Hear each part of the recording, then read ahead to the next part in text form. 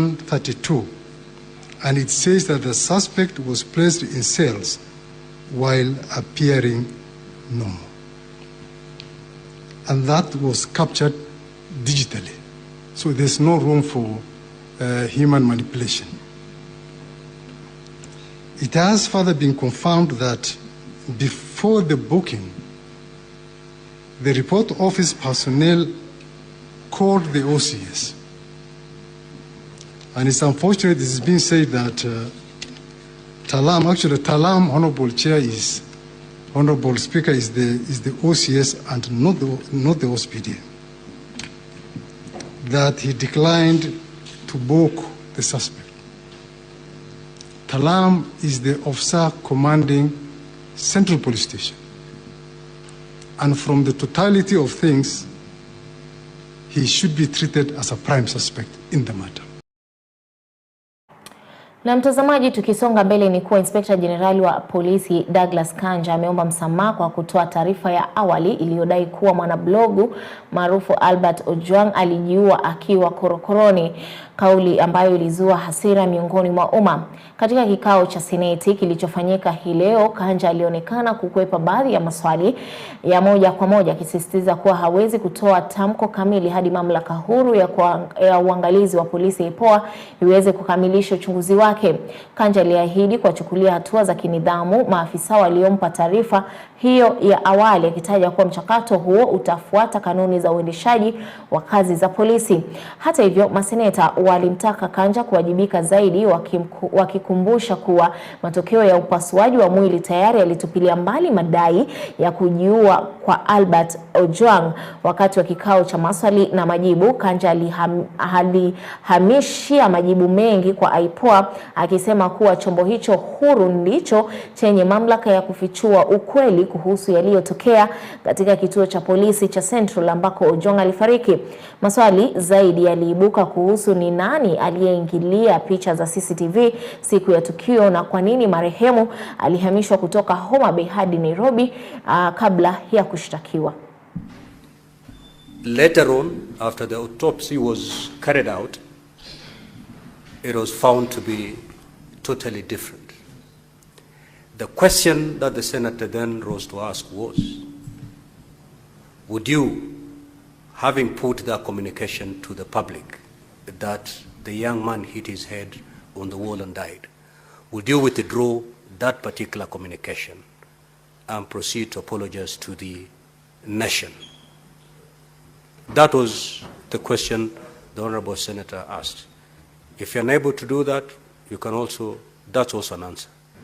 If in the ongoing investigations by the IPOA investigators, we get to know the truth, the officers who issued the initial report that we relied upon,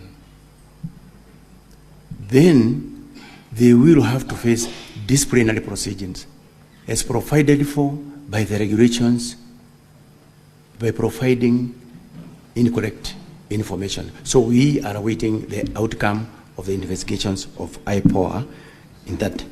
IG, we've had the benefit of hearing the representative of IPOA in the morning, and they were very categorical on what caused the death of this young man. What more do you want to hear? Mr. Speaker, sir, from what we have heard here from the IPOA, although we have not yet gotten that report, we will proceed on and take appropriate measures on the officer who gave the primary report on that material day. True, as Senator Mugatana has said, that going by the report that we have gotten from IPOA, that it is not true, he did not hit his head against the wall, but that is the report that we had from the word go. I tell my apology on behalf of the National Police Service because of that information. Na mamlaka ya uangalizi wa polisi IPOA imeelezea kuwa uchunguzi wa kifo cha Albert Ojwang umekumbwa na changamoto kubwa baada ya kubainika kuwa sehemu muhimu ya video ya CCTV kutoka kituo cha polisi cha Central haipatikani. Akizungumza mbele ya Seneti, makamu mwenyekiti wa IPOA Anne Wanjiku alisema kuwa picha hizo za CCTV kutoka ofisi ya OCS zingesaidia kufahamu matukio ya mwisho kabla ya kifo cha Ojwang, lakini sasa hazipatikani. Aidha, Wanjiku alisema kuwa ripoti ya upasuaji wa mwili wa marehemu pamoja na upotevu wa ushahidi huo wa video ni inathibitisha kuwa Ojwang hakujitoa uhai kinyume na madai ya awali ya polisi. Wakati huo huo, IPOA ilifichua kuwa naibu inspekta jenerali wa polisi Eliud Lagat ndiye aliyewasilisha malalamishi rasmi kwa DCI mnamo tarehe 4 mwezi wa Juni akidai kuchafuliwa kwa jina lake kupitia akaunti ya mtandaoni kwa jina la Pixel Pioneer, madai yanayoibua maswali mapya kuhusu nia ya kukamatwa kwa Ojwang. Maseneta sasa wanataka kufahamu ni nani aliyehusika kufuta au kuzima kamera za CCTV na kwa nini kuna jaribio la kuficha ukweli. It's very clear that the CCTV was working because the first thing the forensic expert and the investigating officer noted when they got into Central Police was that the power was not connected to the power cable of the CCTV was not connected to the socket. But on connecting it, the CCTV came back. But on trying to review the previous day's events, there was nothing. So it is very clear that the CCTV was tampered with, and we have referred the same to an expert to be able to retrieve the data. And on whether the retrieval will be successful will depend on if it was the hard disk that was removed or was just it was just erased. So we are waiting for that, Honorable Speaker. There was also a question on the police stations which have CCTV. On the judgment of one Judge Ogola, he gave recommendations to us and also to the IG on the importance of having CCTVs at the cells, and we are pursuing that. And I had indicated in my report that the 6 officers were to report today for statement writing at the authority headquarters, and during lunchtime I've confirmed they have reported and their statements were being taken. 8 of them, including the OCS, had already taken the statements. So of the 6, the authority saw 9 more, 11 more being persons of interest who are officers who are also around in the Central Police Station, and they'll also be taken in for for statement writing. There's also a question on how long we think as an authority we can give the same case to ODPP for prosecution. Honorable Speaker, with deliberation with my team, our legal team and our investigators, if you are given less than 10 days, we will be able to have all the reports ready, given that we have around 4 or 5 things that we need to conclude.